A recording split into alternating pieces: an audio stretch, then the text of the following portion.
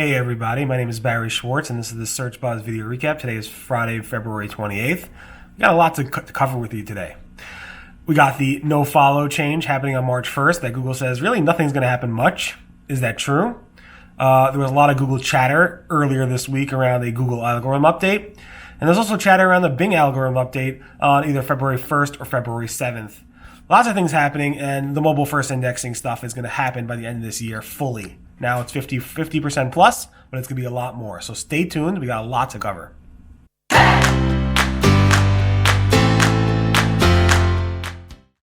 So as you can see by the explosion behind me, there's really nothing to see here. Really. Go away. No. Did I follow that right? Hopefully I did. In any event, I asked, the big change is happening March 1st with the nofollow link attribute.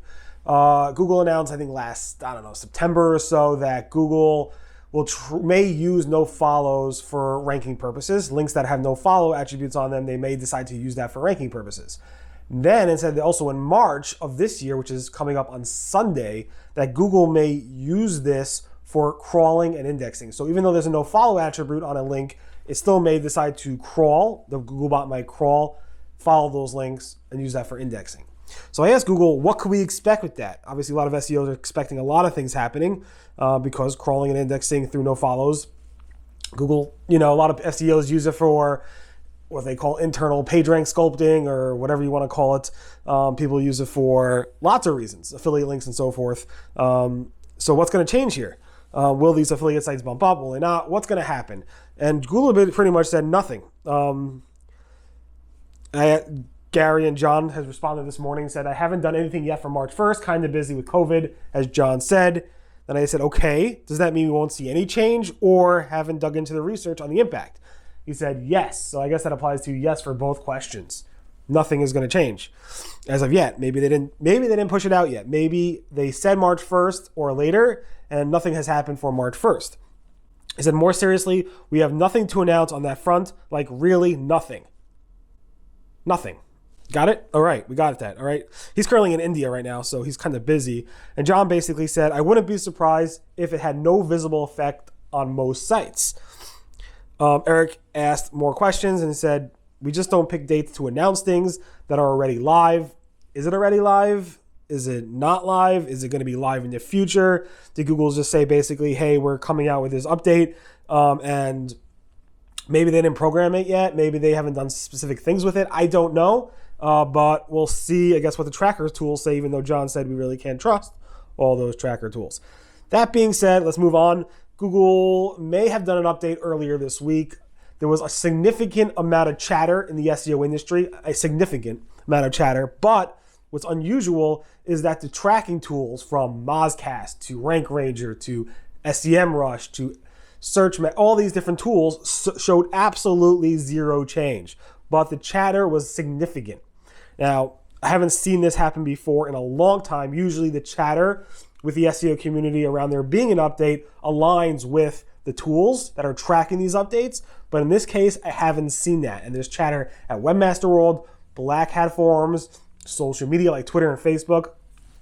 Again, I'm not sure why, but if you did see changes, definitely go ahead and feel free to look at that post, maybe comment and share in the various channels that I linked to. Also, there is chatter with Bing with an update happening either on February 1st or February 7th. But usually there's not much chatter around Bing at all, but there were some people asking. So I asked Frederick, and these are all the people that are actually saying, yeah, I saw changes on February 1st, February 7th, etc. Here's all those people with graphs and so forth.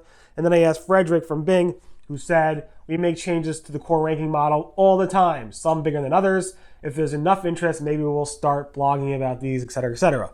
So nothing new here from Bing. Normal course, we make changes all the time. Sounds so familiar, doesn't it? Other big news is that Google is sending out emails to sites that are not yet moved over to mobile first indexing, which they said they would do, saying that you have 6 to 12 months to move over to mobile first indexing or you're dead. Not dead, but dead. Not really. Here's the email. Let me show it to you. Mobile first indexing on site, list the site name.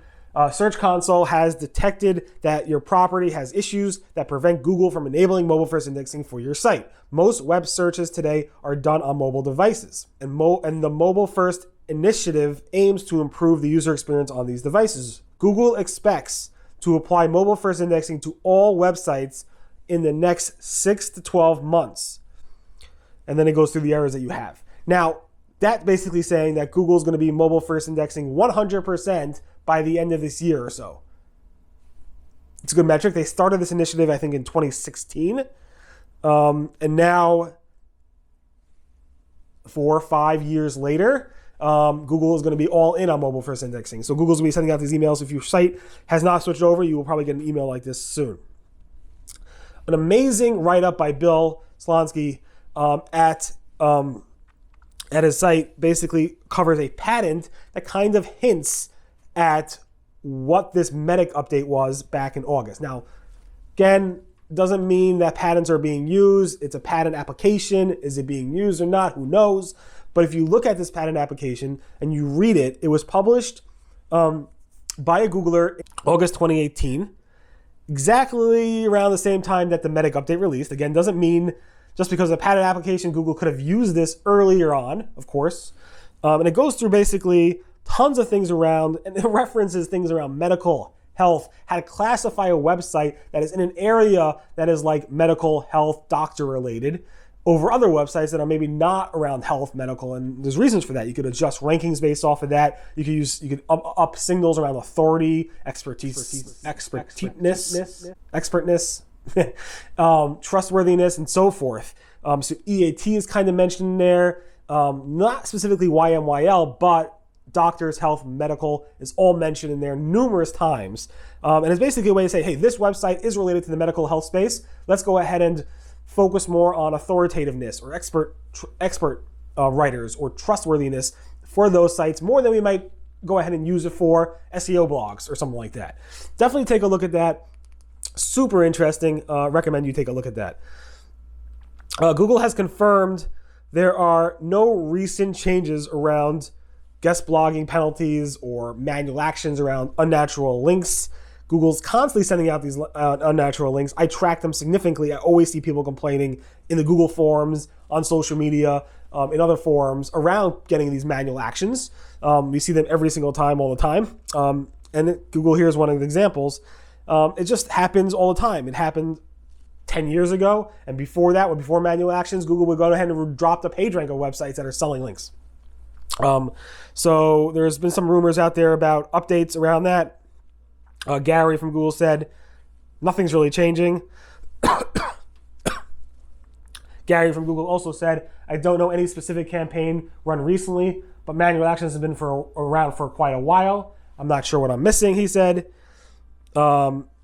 Anything changed? No, nothing changed, et cetera, et cetera. So I'm not going to go through it again, but basically just normal course when it comes to Google algorithm manual actions around the unnatural links. Google Search Console made some significant updates to how they export data. It's not necessarily more data, but more of a 360 view of your data on the exports. So Google's now going to show you these tabs to give you more data in a structured format when you export to Excel or Google Docs. So now it exports in tabs, the pages section, the countries, devices, search appearance, etc. So these dimensions, these 360 dimensions of your data, if you're exporting to CSV, it will export numerous CSV files. But if you're exporting to Excel or Google Docs, it will export them in tabs, which is very, very useful. Definitely recommend you take a look at that. Bing Webmaster Tools said that when we import data from Google Search Console or when you set up a new profile, it's using one domain. It's like kind of Google's Search Console's domain properties. It's one domain. Everything is normalized and canonicalized to the main URL. So when you import your Google properties, unless you have one domain name, one site listed for the www, non-www, HTTPS, HTTP, etc., that will import as one profile, even though there's like 6 profiles in Google. So don't be confused by that. This is cool. Burberry has 3D images in their Google search results. So Google launched at Google I/O 3D, view in 3D, AR, augmented reality types of features. And now it's kind of live for some retailers like Burberry. You click on view in 3D and up comes that. You can actually see the bag in 3D on your desk. You could twirl it around. You can see how things act. And again, we cover this in terms of how to add the 3D images to your site. There's some markup there that you can actually use to do it yourself. Google Images is going to be dropping the dimensions, or has already dropped the dimensions. I kind of find it annoying now, but drop the dimensions label in the left corner of the image. So if you're on Google Desktop and you mouse over a specific image, it will then add this dimensions thing here, what the sizes of the images are. And instead it's replacing it by these things, like if it's a GIF, it will say GIF in the left corner. If it's a recipe, fork and knife. If it's a product or if it's a video, you can see the different things here. So it's pretty interesting to see that. I kind of, for the GIF, I was looking at it now. It's useful to know that as a GIF, yeah, but I also want to kind of know the dimensions as well. But when you click on it, you get the dimensions, so it's not so bad. Just a head up. And with that, Google's also launching it's kind of separate, but launching a new structured metadata format for image licensing. It's basically a licensable image tag. And this is what it looks like. It says licensable. And then you can see when you click on it, it gives you get this image on whichever website, and then the licensing details. So this kind of help promote images that are licensed. And there's two ways to add the metadata to your site. One is using structured data. One is using the IPTC photo metadata. So you have those two options there if you are licensing images. Google said sites that are not tainted after they get a Google Search Console manual action. If you go ahead and do a reconsideration request and that reconsideration request is accepted and the penalty is revoked, then no longer do you have a manual action and the site is no longer tainted. And that's what Gary said here. A site being tainted after a manual action is an SEO myth. Of course, there may be algorithmic issues with the site as well, but in terms of it having a manual action, no. Google's rich testing tool has added another preview specifically for the Google Home Hub or smart displays with Google Assistant. And this one is, previously it had the recipe ones, and now it's actually allowing you to show how-to schema. So it gives you 5 steps, how long it takes, and then you could actually scroll through those steps in this preview, and this gives you a way to preview it before it actually go live, or even if it is live in the search results. Google, I should have put this with the other one, for the imaging licensable label, it wrote a whole FAQ around this. So if you are interested in implementing it, we have a whole FAQ with more details around that as well. Google's John Mueller sometimes gets frustrated with the Google search results themselves. So he's been working with a webmaster who's been complaining about his website for a long time, not ranking well at all. And he's been giving them advice, and that webmaster has been putting that advice into action and actually implementing those things. John Mueller is basically saying, I'm going to go ahead and escalate this to the engineering team to see what's going on and try to give you any feedback that we have. He specifically said he's frustrated. He said he's frustrated by the actual, by looking at this and nothing actually is improving. So he's going to escalate this to the Google team. Very interesting to hear him say that. It's not the first time he said this, and I'm sure he does this all the time. It seems based on the third-party data tools like Rank Ranger and Moz, that the right-hand feature snippets are being removed, but it's not being moved to the center. Removed, but not being moved. So Morty from Rank Ranger said there's a 60% reduction in the right-hand panels for knowledge panels, or feature snippets on the right-hand side, but those are not being moved to the center. And Moz basically said the same thing, so that's interesting to hear. Maybe it's going to be moved later, I don't know. Google in Europe or European countries, because of all the EU regulation and rules, has now launched. It's been testing this for a while on and off, and people have been seeing this on and off for a while. But basically is showing you third-party service providers for local results. So if you do a search for, let's say, any local query, you'll get the local pack, but below these find results on Yelp or other third-party local search engines. Again, that's an EU thing.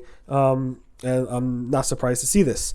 Google My Business has added suggested categories for the product section, trying to get people to use the product section more and more. So here's a screenshot of it from Colin that you can see over here, and it shows you right here, add product categories, here's suggested categories based on your business, and you just click on them and it's added to your Google My Business profile. Remember the whole Google Ads partner program revisiting that search marketers are really, really upset about? Well, Greg Finn created his own one. He's at clients.partners website. So, and this is what it looks like. So you can sign up and you might get a client's partner certified badge instead of worrying about getting a Google Ads badge. It's his way of saying, Google, we don't need your stinking badge. Throw your requirements that are not good for our clients in your face. Clients come first. Google Ads revenue come last. We care more about our clients. Get this badge instead. So maybe look into that if you are into that. Also, I did 2 vlogs this week. won a general blog with Dixon Jones, who's well known for his work at Receptional back in the old days, creating that firm, then going into Majestic to kind of expand Majestic's customer base as a link building tool or link analysis tool. And then now he's with Inlinks, so definitely take a look at that on a Semantic tool for SEOs. And I did a fun one with a friend who I know in the community, Ari Zoldan. We went to this thing called JTank, which is a kind of Jewish Shark Tank. And after that, he drove me home, which took about 2 hours from Brooklyn. I'm not sure why it took so long, a lot of traffic. And we just sat like doing the Jerry Seinfeld comedians in a car getting coffee. We did marketers in a car after JTank, and we just talked about various internet marketing topics, including how the larger digital marketing fields perceives SEOs. Is it a sham or not? In any event, definitely take a look at that video. It was kind of fun, and there's a lot of personal information there as well if you want to learn more about me personally. In any event, thank you so much for listening to the Search Buzz video recap. A little bit longer this week than it was previous weeks. Hope you guys have a great weekend. Again, today is Friday, February 28th. Happy March 1st on Sunday. Hopefully nothing will change for you, and I'll see you guys next week. Everyone, be well. Bye-bye.